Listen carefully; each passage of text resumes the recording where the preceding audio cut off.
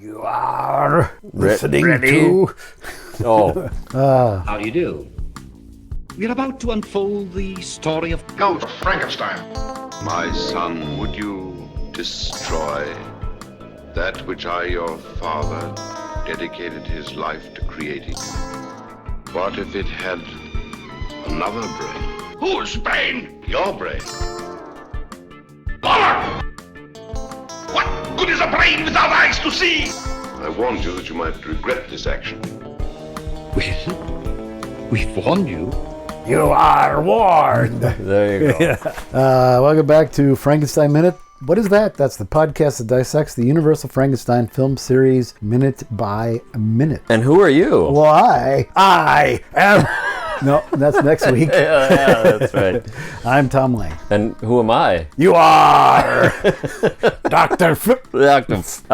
Yes, I am Dr. And you join us for minute 62 of All New Thrills, The Ghost of Frankenstein script series. There's always tomorrow. There's always tomorrow. 1942 meets the Wolfman. Yep. And if you join us on Thursday, the 25th, thank you for being a patron. Yeah. If you join us on Friday, thank you for following us on YouTube. If you join us on Saturday, I'm not sure, but I might be busy that day. I got a thing. There's a concert I might go to. If you join us on Sunday, we're of course celebrating the release of White Zombie in 1932. Yep. A really, really great time. A really enjoyable film. It's one of those films that vacillates wildly for me between just fucking great and just fucking terrible. Awful, yeah. Yeah, it really rides within seconds. Yeah, it really rides that line really well. Like the scenes of the zombies pushing that great mill, the sugar mill. Yeah, the sugar mill. Some of that stuff is just fucking haunting. Yeah, and some of the shots of Lugosi, there's so many fucking shots of Lugosi and his eyes. Well, it's because all they had. Yeah, stuff. Yeah, but some of them are haunting as well. Yeah. You know? So it gets to be a bit much by the end, maybe. But you know, like sort of the romantic leads are fucking terrible. Just the worst. Yes, they are. But like there's some really cool imagery. I mean, even like at the end where people are falling off cliffs or whatever, all that stuff, there's a great movie in there somewhere. And I think it's great, like I said, fun to watch because you're watching a great movie and you're absorbed in it and something really stupid happens and it's hilarious. Yeah.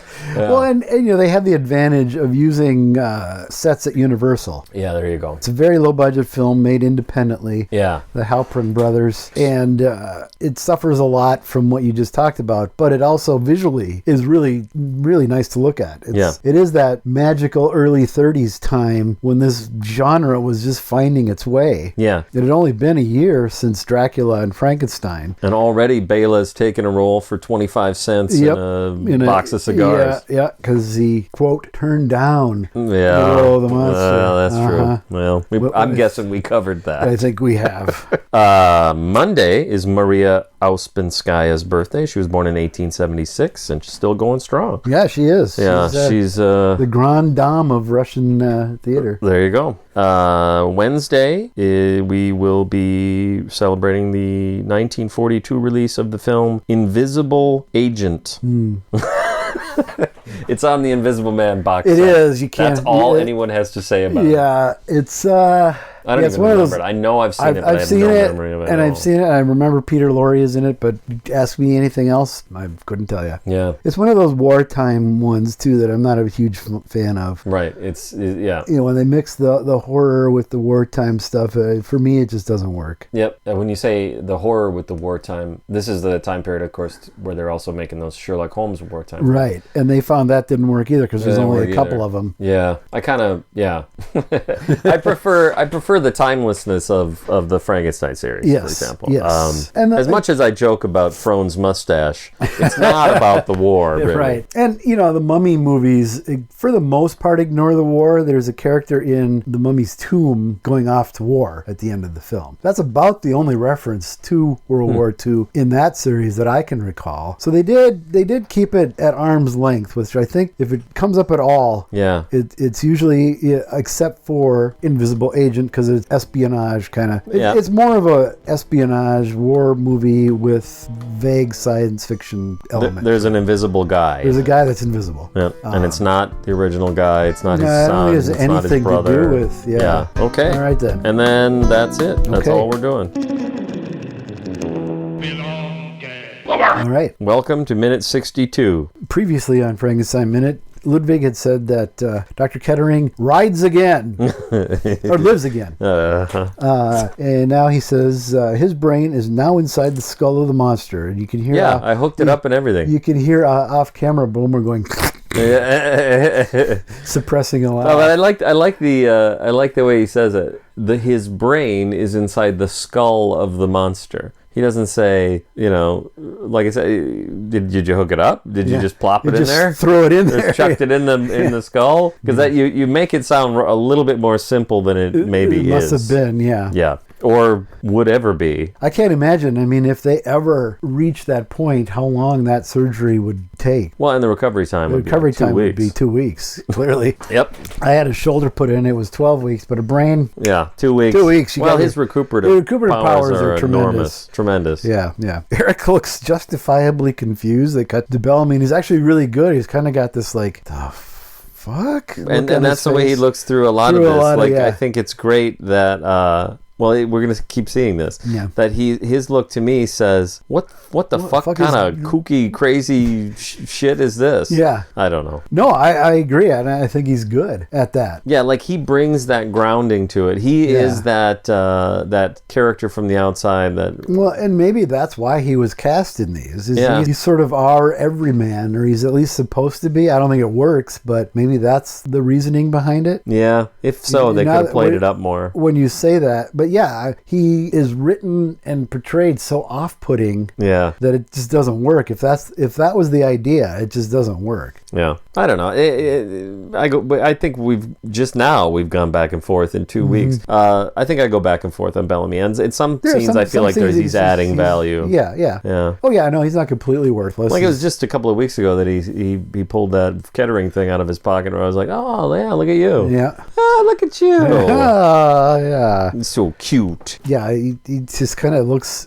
That's a great shot. I don't know. He's really good at looking like. Ooh. What? Yeah. What are we talking about? That doesn't seem right. Yeah. I've replaced an evil brain with a good one. Boomer snorts again. Yeah. I have made amends for the great... actually, but in real life, we see Bomer, and he's holding it. He's holding it, because we're going to see him not hold it over the coming week. Yeah. But I wish you could. But he's doing a lot with his eyes still. Yes, he is. Because he's Lionel Atwill, and he's just fucking great. Yeah. I have made amends for the great tragedy that my father and brother unintentionally brought to this community. Yeah. It's a weird line. It just doesn't... Yeah, that's my reaction too.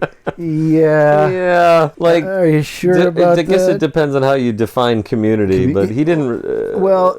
I mean, this is all new to Visseria. Yeah, but it doesn't mean that there wasn't tragedy. Oh, yeah, remember, the house burned down and they didn't find the bones. And then there was the ball incident. Joseph and Kurt or Joseph and Carl. Who cares? They were stuntmen. All I can think of is what we were talking about the other day with that trailer. Well, we'll talk more about the trailer in a couple of weeks. But that one shot of the monster knocking Carl or Joseph off the roof. And it's such a bad take in the trailer. In the movie, it's kind of bad, but in the trailer, it's just amazing. Yeah. Go to YouTube and just search for Ghost of Frankenstein trailer. I believe it's there's like multiple versions of this same, multiple transfers of this same trailer. The same trailer. Yeah, they're not different versions. And I do want to stress, we will talk about it later, because I was hoping that we would talk about it just generally in a few weeks. Yes. Cut this part out, Oh, Tom. my God. And unintentionally, I agree. They did this unintentionally, but I think Wolf should have known a little bit better than Henry did, because he's got Henry's mistakes to learn from, yet he does the same thing. Yeah, okay. So I think Wolf is a little more culpable than Henry was. But I mean, I guess just taking it at a base level, what he's saying is the unintentional, what is the word he used? Unintentionally inflicted or whatever on the community is, or the tragedy. The unintentional tragedy is the murders. And I don't think that Henry or Wolf wanted to commit murders. No, I don't. I agree. I just think if you're laying blame around or whatever, I think it's a good line, actually, because that's the point of Ludwig. We need Ludwig to have completely bought into this. Yeah. And we have taken a ride with Ludwig over this movie. There is a character arc in this film, and it's Ludwig. Yeah. And it's really there, and it's actually kind of well done. It's structured right. I shouldn't say it's well done. It is Ghost of Frankenstein. It's done competently. Yeah. And for him to say this at this point is because of what we were just talking about, is somewhat delusional, and that's good. Yeah, that's what we want from our Frankenstein. Because he continues by saying, "I've restored the good name of Frankenstein." At that point, Bomer should just. Yeah, there you go. Yeah, finally, Bomer's really doing some good work here. Yeah. Especially since somebody just woke him up. Yep. I just wrote mission accomplished. That's like Bush on the aircraft carrier with the mission accomplished. So that's basically what's going on here. You're celebrating a little bit too soon. Yeah. I asked ChatGPT to give me a phrase that means that. So I was like, isn't there something about like spiking the ball before you get to the end zone? Nice football metaphor. Thom will love that. Yeah, and apparently there's a line that that AI thinks is real called spiking the ball on the 50-yard line, which I've never heard before, but I guess. Okay, is that where you would? Well, you usually would spike it once you get into the end zone. Okay. The end zone is on the other. It's at the 0 line, 0-yard line. Oh boy! Let me show you. Bomer opens the door to let them in, and we cut to the rabble. The rabble is rousing outside. Yep. Husman and Frohn are up to their usual tricks. Usual nonsense. They're doing the Susquehanna hat routine before we cut to them. Yeah, no doubt. All right. So Husman says he's been in there long enough. We may be losing valuable time. I mean, sure, you may be. Anything's possible, but it's been 2 weeks. Fucking weeks. As Thom has pointed out, it's been 2 weeks. Give him a few minutes for fuck's sake. Yeah. He's been in there 5 minutes. Got in there. It can't have been long. Yeah. But Frohn just takes it and runs with that. The only thing I will say about that is when he says we may be losing valuable time, from his perspective, I think it's probably true, or I would hope that it's true, and given political developments in this country over the last 5 years, maybe it isn't true, but that it's hard to assemble a torch-wielding mob. And so even in Visaria in 1942, so you've got this mob ready to go. You don't want to have them lose enthusiasm. Is that what you're saying? You don't want anybody this is great, Husman, and I really feel sorry about your missing daughter, but I gotta go home for dinner. You know what I mean? Yeah. Like my wife is gonna fucking kill me. I gotta be up in the morning. I gotta get up in the morning and cobble. Yeah. I'm a cobbler. That's what I do. I gotta mend the bellows for the blacksmith. Well, can you imagine a blacksmith with unmended bellows? Oh, this is disastrous. Fuck your mob. I don't even care anymore. Yeah, the torches are going to go out pretty soon. There you go. Exactly. Yeah. Actually, that's great because I think we see that later. Yeah. Anyway. Frohn, like I said, takes it and runs with it. All right, men, he's had his chance. Now it's our turn to shine. Yep. Honestly, I don't know where you went off the rails because he says something just like that, doesn't he? Now it's our turn to shine. I think that's what he says. What does he say? Now it's our turn. It's our turn. Okay. All right. Well, there you go. And then there's a lot of men. Yeah. A lot of guys. But I love this. The subtitle says men hollering. Men hollering. Yeah. We're watching Justified. Just took 15 years for us to watch that. Yeah, we just finished it last year. So okay. So we're on season 4 or something. I think it's great. I mean, or 3 maybe. I mean, the two leads. You couldn't. Walton Goggins and Timothy Oliphant. You couldn't do better. Can't do it better. Yeah. Plus, why the fuck are we talking about this? Men hollering. I said. Oh, the word holler, because they use the word holler, and then I'm like trying to figure out what a holler is. It's a hollow. It's just the regional way of saying hollow. What the hell's a hollow then? Is it like a cave? Sleepy Hollow. I think it's like a valley or. Oh, interesting. Okay. I think like surrounded by hills, I believe. Because I had the same thing. Like, what the fuck are they talking about? What's a holler? Yeah, they say it enough times. You think, well, I better learn what this is. Yeah. It's kind of a fun show in that respect. They really lean into the Kentucky stuff. Everybody drinks bourbon. Yep. All the time. And they have that. There's a brand of bourbon, Pappy Van Winkle, that I thought maybe they made it up. Okay. Because they give it as a gift, and it's like, oh wow, thanks. Yeah. And I looked it up. No, it's real. It's the real thing. And it's like the cheapest you can get is like $1,200 a bottle or something like that. Wow. Like, that better be. I think they might have just done that. Just one we watched recently. That better be some really good bourbon. Yeah, I hear you. All right. Meanwhile, things are progressing smoothly inside. And we cut into the room where Bomer was with Junior. Yeah, I guess we can call him Igor at this point. I don't know who to call. Yeah. What to call this guy anymore. Well, I like Junior still for two reasons. Because it's lunch. The two reasons that you call him Junior are still there. Yeah. And in fact, more so, arguably, because this, as far as I'm aware, is the character that we see in Bud Abbott, Lucas Telling Me Frankenstein. Supposedly, yeah. I mean, I don't see... you could also convince me equally... There's nothing... Yes. Yeah, nothing to contradict that. So nothing really... You can still call him Junior. Nothing really backs it up, but nothing contradicts it. You can also call him whatever you want. Yeah. Sometimes I call him Frankenstein. Sometimes I call him Ray. Sometimes I call him Jay. Sometimes I call him Ray J. Uh-huh. Yeah. Okay. Yep. You can call me Ray. You can call me Jay. You can call me Ray J. I forget what. That's the only one that's it. I don't remember anything beyond that. Yeah, I don't either. And this shot, when they come in, is framed very nicely because now the monster's sitting in the same place he was before. Same room, same everything. Same position, same bed. He looks enormous. He towers over everyone in this room. And this is exactly how it should. The bed is probably, well, first of all, the camera's set just right. Yeah. But also, the bed is probably 5 feet high. Raised up, it really looks huge. Yes. It's just amazing. This is in the same fucking movie. Yeah. As that other shot. Well, he also has got a grin on his, and he's not sitting there like I said, like a little boy who just had his bath and now it's time to go to bed. Like he did last week. I don't know why the idea of bathing the monster is so funny to me. But yeah, that probably would be... as someone who's had abdominal surgery in the last 2 weeks, I don't know. Were his scars... Should you not be dunking him in water? Well, yeah, that's a good question. I guess it's happened enough over the years. Well, and there is no indication that he's had anything done on his head because it looks exactly the same as it did prior to not on his head. Well, actually, there is a scar on his jawline. But that's been there since day one. And how long has it been? Since 1930. I mean, honestly, that's been there since 1931. You could convince me that this takes place the next day. Or 2 weeks at least. 2 weeks.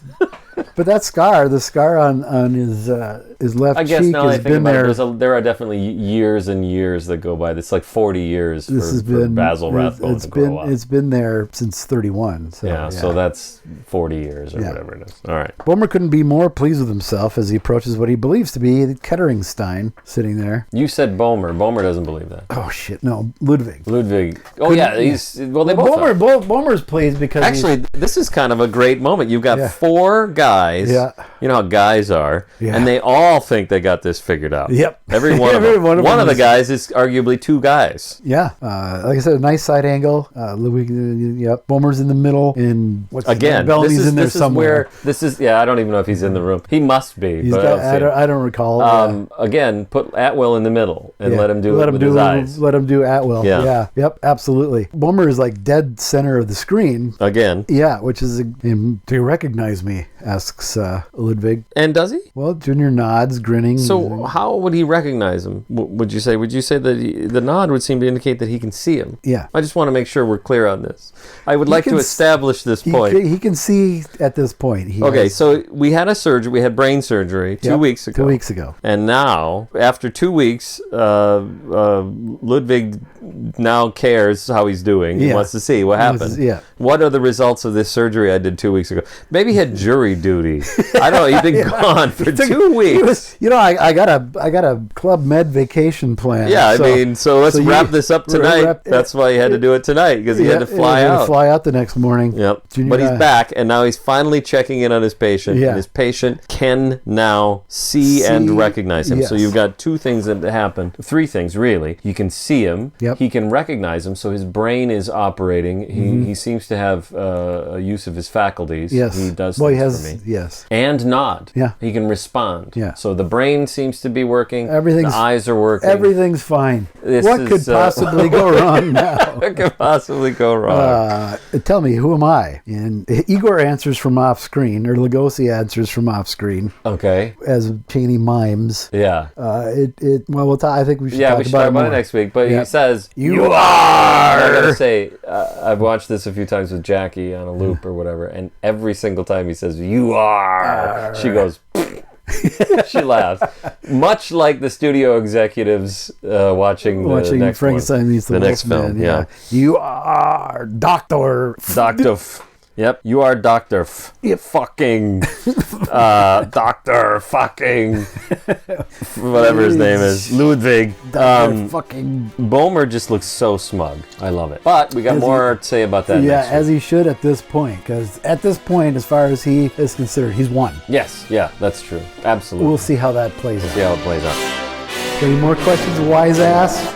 I started a new system of putting the links into my notes. So as soon as we're done talking, I click on it and I've pulled up the Patreon comments that we need. And I wonder if it isn't in some level disappointing because so much time in our podcast is me struggling. Yeah, that gets us to half an hour anyway. Usually. So let me know if I should stop doing this so we can get more fumbling. Well, you can act like you're fumbling for a few minutes. For fuck's sake, this fucking piece of shit. There we go. There you go. We have 5 comments. Oh, okay. From 1, 2, 3, 4 different people. Right. Wait, maybe 5 people. I don't know why it doesn't show me all. Oh my God, 5 people. Oh, this is a key moment. A key moment in the film. Yep. And the key moment for our podcast. I'm going to read them bottom up because I think that's how it goes. I just want to read them chronologically. I don't know. Ruben Herfindahl writes, well, it's kind of like the end of Logopolis. Okay, I'm sorry.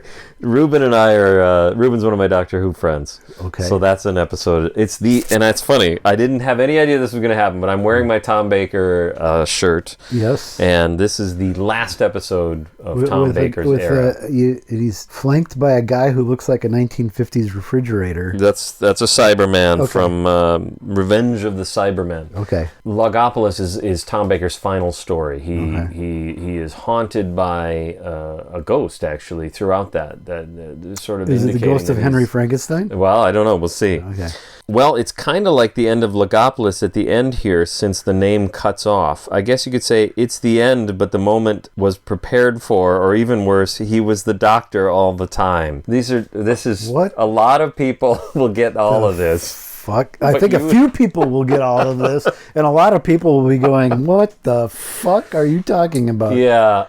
That's what happens at the end of Logopolis is this it's called the Watcher. It's this guy who just looks weird, and he comes and merges with the Doctor, and then he regenerates into Peter Davison. So as one is wont to do. As traditionally happens. Yeah. And so an off-screen character says in over a dub line of, he was the Doctor all the time, which doesn't help. It makes it even more confusing. Right. Anyways, I don't know why that happens here exactly. It's kind of like the end of that. Okay. Next comment. Dave Barsky writes, the villagers give Eric so little time, I'm convinced they set this whole thing up just to burn him. Well, I'll say this. Yeah, maybe. All indications are that they don't like him. Yeah. Eric's lucky just through his sheer Bellamyness to have gotten this far. I think so. Stop right where you are. Yeah. Give me a few minutes to go bang her one last time. One last time before you burn the place to the ground. Mike Herman responds, and really, could anyone blame them if that were the case? See, there you go. Absolutely. Charlie Paulson responds, somebody just realized that there's less than 10 minutes left of the movie and they're giving the mob the hurry it up sign. Off camera, there's a guy doing this. Let's wrap it up. Yep. These torches are going out. Yep. Vincent, our friend Vincent from the Camp Kaiju podcast says, do you think Ludwig's actions here absolve him of any crimes? Not at all. No. Not at all. And we'll talk about that in the coming weeks. Good. I have a theory on that. You have a whole treatise? I have a whole routine prepared, yeah. Whole routine. This is going to be great. Yep. Did you bring any props? So I have funny props. hats? I got props. I got costume changes. I got music. Fantastic. Yep. Do you think Ludwig's actions here absolve him of any crimes? He sure acts like it. Oh, and Eric isn't giving any indication to the contrary. I think Eric at this point is so stunned. Yeah, he doesn't know what to do. What the fuck is going on? This is way out of my element. It's an interesting point. I hadn't really thought about it from that particular perspective. But Eric doesn't really do anything. He does give Ludwig all the time he needs to explain why this is so great. Yeah, why this isn't a fucking additional nightmare that you've inflicted. Yeah. I wonder how this would play out if not for the mob. Yeah, right. Well, that's true. Yeah. That's an interesting point. So potentially he could convince Eric. I guess that's what he's expecting. That's what he's trying. Yeah, that's what he's planning to do. Does Ludwig know there's a mob? Yes. Okay. Because I thought didn't Eric say something about? He said it to Elsa and to Martha. He said something about I can't, or is that coming up? Mm-hmm. Yeah. Okay. So maybe Ludwig doesn't. Everybody else does. Yeah. What the mob is doing is, first of all, it's a Frankenstein film, so they contractually have to be there. But it's also, supplying the clicking talk. God almighty. Ticking clock. Clicking talk. Yeah. Don't drink a lot. Yep. Stay up late, and then record the next morning. I guess is the answer. I've never not done that. So Yeah. See. All right, that's the last of them. Okay. We got all the comments in. All right. Anything on YouTube? Make sure to follow us on YouTube. Do we need more time? Because I'm worried about upcoming minutes that I have little notes I've been saving. Oh, all right. I guess. I mean, this will be a short one. Is it pretty short? That's okay. I could read the one comment that I do. You know what? Yeah.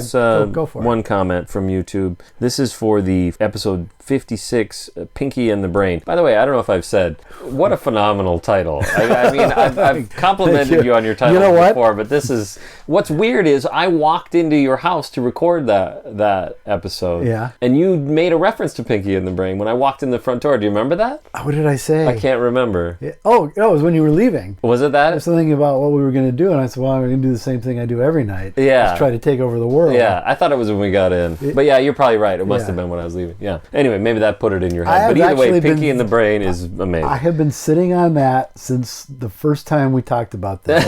I swear to God. Is that right? Absolutely. So you knew that was going to get used. I've been waiting for when he wheeled out the brain. 300 some weeks of sitting on that. All right. Also the title when Karloff is trashing the lab in Son of Frankenstein, and it was I Am Furious Yellow. I've been sitting on that for a long time, and I don't know if anybody got that or not. Well, I've heard of the name, but it was a movie. There was a couple movies from Sweden that were pretty sexually frank. Okay. In the early 70s. One was I Am Curious Blue, which was a little less explicit, and then there was I Am Curious Yellow. Okay. So it was a reference to that. Speaking of that, have you seen the new Caligula? Because no. I read 2 reviews of it. One that said it's just fucking brilliant, and one that said it's just fucking terrible. So people know this already, but apparently, okay, so I just think we talked about it on the podcast once. Yeah. They made this movie Caligula, and then they later inserted all these hardcore pornography scenes. It was shot as a legit movie,